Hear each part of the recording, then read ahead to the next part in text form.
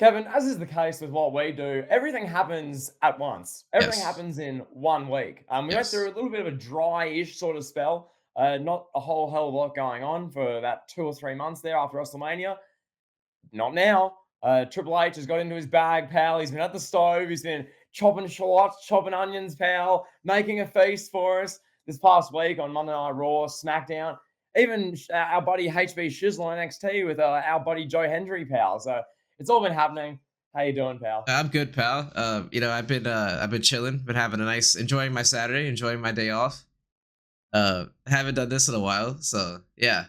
I'm good, pal. I'm good. Hopefully you all can understand me as this podcast progresses. And yeah, Mhm. here we go, pal. How are you? There you go, pal. I'll just throw it open right away. There's a lot of topics to get into. I just want to discuss this off the top. Yep. The Wyatt Six. Yep. This like the Wyatt gimmick. This they've now had the big ending to and like moment on Raw. Or, there's this big moment. You've got Bo Dallas, or he's dressed basically he's dressed as Bray Wyatt. You're Nikki Cross. Your big red beard Eric Rowan. Rowan, You've yeah. got Dexter Loomis, pal. Joe Gacy, pal. And then like that do that big spooky creepy ending to Raw. You've got lights flashing on and off in the gorilla position. People are laid out, smoke, the lantern. Chad Gable, pal, was bleeding from the face. I just want to say before I asked you your thoughts, I thought the execution of that specific segment was incredible. This show is live. Keep that in mind. This is live television. Something like that is hard to do one take. Shout out the cameraman. Shout out everyone involved with that. Excellent stuff off the bat. But your thoughts, pal. The White Six is here officially. Talk to us. Oh, I thought it was really well done. Like just the segment and the presentation overall on Raw was really good. I think it was as bout of a good of an execution as they could have done with like the months of teasing and with that. Oh, they're coming, pal. Um, I really loved like the Chad Gable aspect. Chad Gable just got shot in the head and he's dead. Like we just got a murder on Monday Night Raw and live television. That's the Netflix era, pal. We're getting murders. And Chad Gable's just back now. Like he's just back next week after getting just shot in the head. I thought that was crazy. The production on that, like you said, you touched on that already. The production was incredible. Um, long term, I mean, that the thing like long term, I don't know what this could be realistically. Mm. But I just want to say this. It's good to see Bo Dallas finish this story that Bray Wyatt had started before he passed away. So I'm all for it, for that aspect. And I mean, this is not going to be getting like 35-minute diatribes. We're not going to have Bo Dallas out there cutting 2004 Triple H promos, hogging up the main event spotlight. So I really don't have a problem with it in the short term for like a fun storyline.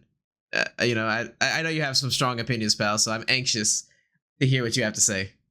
Well, my opinions are all just stemming from where this fits into the show, Right. right? And where this sits on the card. Because what ended up happening with Bray Wyatt, as we all know, for a number of years, whether it was the Famed era, whether it was Bray in the mid 2010s, whatever, Bray Wyatt, the character, if he's not winning, being dominant, it's a bit of a joke.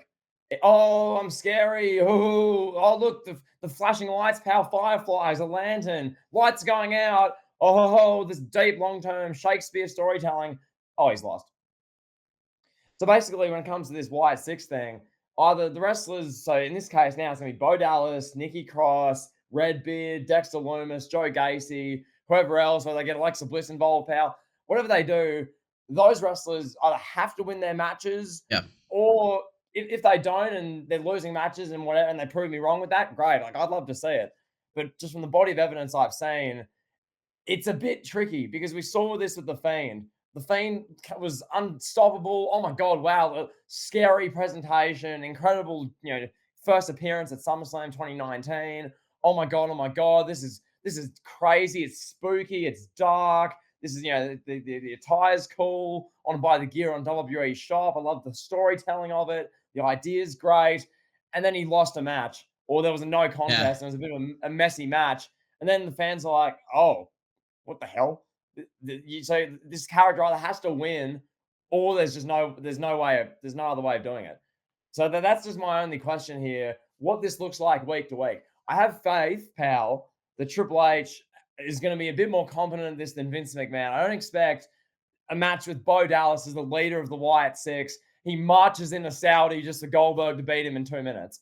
I don't expect that, pal. I do expect something a bit more logical. I think this will be done better than the Fiend in 2019, Yeah. 2020, pal, the infamous Fiend.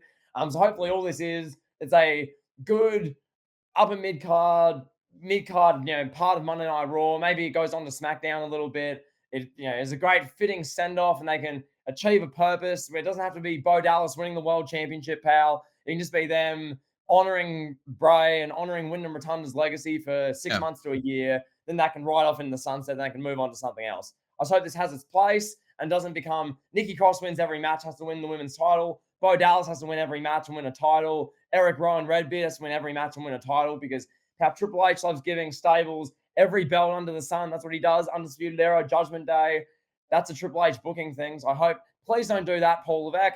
That's my little tangent, pal. Any thoughts on that? Any other opinions? Yeah. The last thing I'll say about this is that I saw the dialect already on Twitter where people are like, oh, Bo Dallas has always been a bona fide superstar, pal. He was done wrong by WWE. Mhm. I just don't know if I subscribe to that theory. There is a possibility that with Bo Dallas getting potentially better booking from Triple H, maybe we'll see a side of him that we haven't seen. And we saw with Cody. Cody ended up becoming this huge star like way later on after he was a mid carder forever. So maybe that could happen with Bo Dallas. I just don't really know if that's going to be the case. I do think for multiple reasons. One, I don't know if he's that level of guy with charisma, if he has that it. And then two, it's going to be the Bray Wyatt shadow. Like he's always going to have to live up to that. Mhm. And that's very hard to do. So I don't know. I don't know. I think people are really what's the word I'm looking for? Like they're really like fast tracking this as we see happen so often with wrestling fans. Like, oh, this is new. This is fun. Put him on top, pal. And I don't know if we need to go there. I think as a mid card act, and like you said, like an hour and 45 minutes into the show, have the Wyatt Six out there doing some fun stuff with whoever's gonna get involved, whoever they're gonna be feuding with, presumably Chad Gable now. I assume after he got laid out, and maybe they'll be back like terrorizing Adam Pierce, in Yeah. Gorilla. Like who knows what's gonna happen? I'm excited though. I like new stuff like this, and I think it adds an element to Raw that of like star power that Raw doesn't really Mhm. have right now. Raw's kind of Yeah. lacking in that category. I feel like so. Yeah, It really does have that extra intrigue. No, you bang on, because regardless of where they go with this, it's something. yeah, It's something you can sink your teeth into. I mean, the segment itself, the attack on Chad Gable and the gorilla position, pal, and the debut, pal, of all good these stuff. Yeah, people. 3 million views in yeah, about 5 days on YouTube alone. On X, it's doing ridiculous numbers. On TikTok, it's going viral. Like, this is one of those ones, as the reports came out, WWE is very satisfied with the social media views on this and a number of things from this past week. So yeah, that's my main thing, my main takeaway, just where this sits on the show. Because the only other thing I'll say regarding any Wyatt related sort of business, which is what this is like an epilogue to what Bray Wyatt did in his career. This is like a tribute sort of act. These storylines are very hard to do in the cold light of day on a WWE product. These storylines look amazing on paper when you write down the intricacies and the idiosyncrasies of, oh, we're doing this because 7 years ago on a SmackDown, Bray said this to Strowman, and now we're going to have Bo Dallas say X to Chad Gable to pay homage to this line. Stuff like that looks great. And if you want to spend 12 hours a day analyzing wrestling and knowing everything that's happened in the last 15 years and last 30 years, it can make for a legendary, epic Shakespearean story. But as wrestling fans, I mean, lots of us are very lowbrow. What's going on? Why should I care? Okay, bored. I'm not bored. Oh, this match sucks. This match bad. AEW bad. WWE good. Like, most fans are like that. So trying to do a very in-depth, advanced story can go over people's heads, which is what the Wyatt stuff tends to do. But we'll see. Hopefully, this is the best thing we've seen wrestling in 20 years.